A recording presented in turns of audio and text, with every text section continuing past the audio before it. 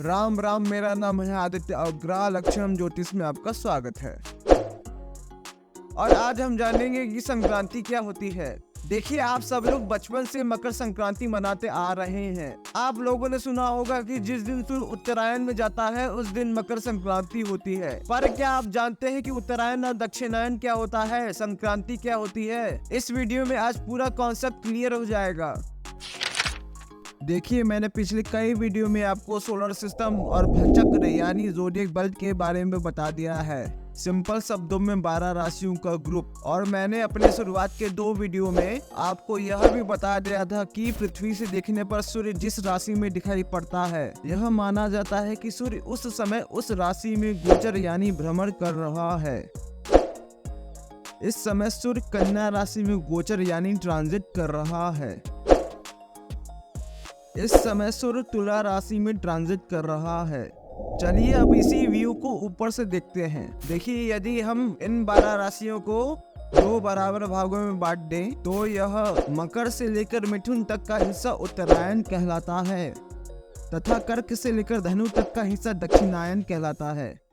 देखिए, आयन का सिंपल सा मतलब होता है गति। आप जानते ही होंगे सूर्य एक राशि को 1 महीने में कवर करता है। जब सूर्य पृथ्वी से देखने पर कर्क से धनु राशि में होता है तो यह 6 महीने दक्षिणायन यानी विंटर सोल्स्टिस की होते हैं। इसमें पश्चिम से पूर्व की ओर जाते हुए सूर्य की गति कुछ दक्षिण की ओर झुकी हुई दिखाई देती है। दक्षिणायन का मतलब ही होता है दक्षिण की ओर गति।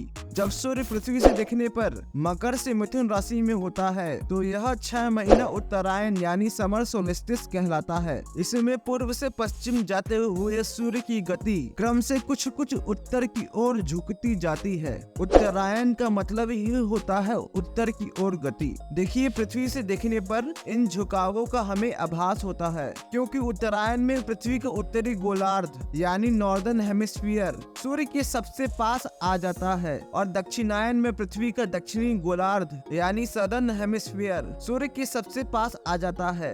यह तो हो गए उत्तरायण दक्षिणायन। अब जानते हैं कि संक्रांति क्या होती है।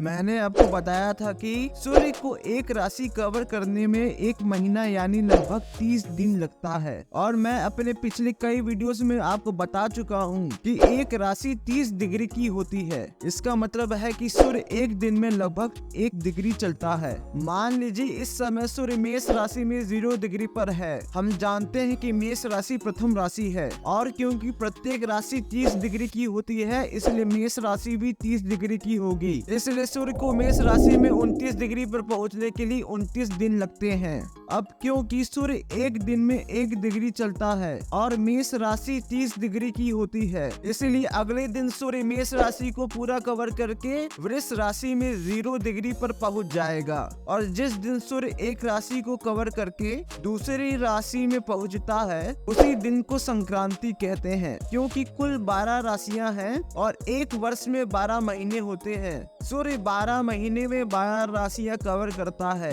अथवा प्रत्येक वर्ष 12 संक्रांतियां होती हैं। प्रत्येक संक्रांति का नाम उस राशि के नाम पर पड़ता है जिसमें सूर्य प्रवेश कर रहा है। इस समय सूर्य वृष राशि में प्रवेश कर रहा है, इसलिए इस दिन को वृष संक्रांति कहेंगे। और ऐसे ही हर महीने सूर्य आगे बढ़ता जाता है। देखिए, ये है मिथुन संक्रांति और ये है कर्क संक्रांति। मैंने आपको बताया था कि कर्क से धनु तक दक्षिणायन का समय होता है। हर वर्ष 15 जुलाई के आसपास कर्क संक्रांति पड़ती है, अतः 15 जुलाई से 15 जनवरी के बीच के समय को दक्षिणायन का सूर्य कहते हैं।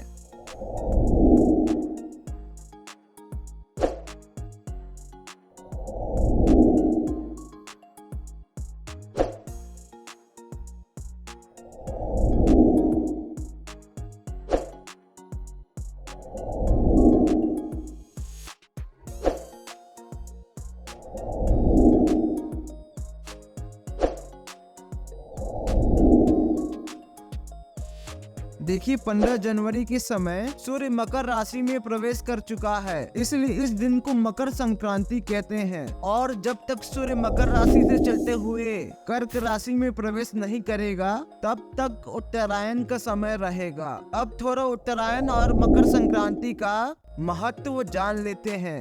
देखिए आप सब लोगों ने तो सुना होगा कि देवताओं का एक दिन यानी 24 घंटे का समय हमारे एक वर्ष यानी 360 दिन के बराबर होता है। उत्तरायण देवताओं का दिन अर्थात जागरण का समय तथा दक्षिणायन देवताओं की रात्रि अर्थात निद्रा का समय कहलाता है। कर्क संक्रांति में सभी देवता भगवान विष्णु के साथ निद्रा में लीन हो जाते हैं। क्योंकि इस समय सभी देवता निद्रा में लीन हैं, इसलिए माना जाता है कि इस समय सृष्टि का कार्यभार भगवान शंकर स्वयं उठाते हैं। और मकर संक्रांति के दिन अर्थात जिस दिन उत्तरायण शुरू हो रहा है उस दिन सभी देवताओं का जागरण होता है। इसलिए इस मकर संक्रांति के पर्व को भारत के सभी भागों में मनाया जाता है। क्योंकि इस दिन सभी देवताओं का जागरण होता है, इसलिए ये दिन बहुत ज्यादा शुभ होता है। यह दिन गंगा स्नान, दान आदि पुण्य अर्जित करने वाले कार्यों के लिए बहुत शुभ है।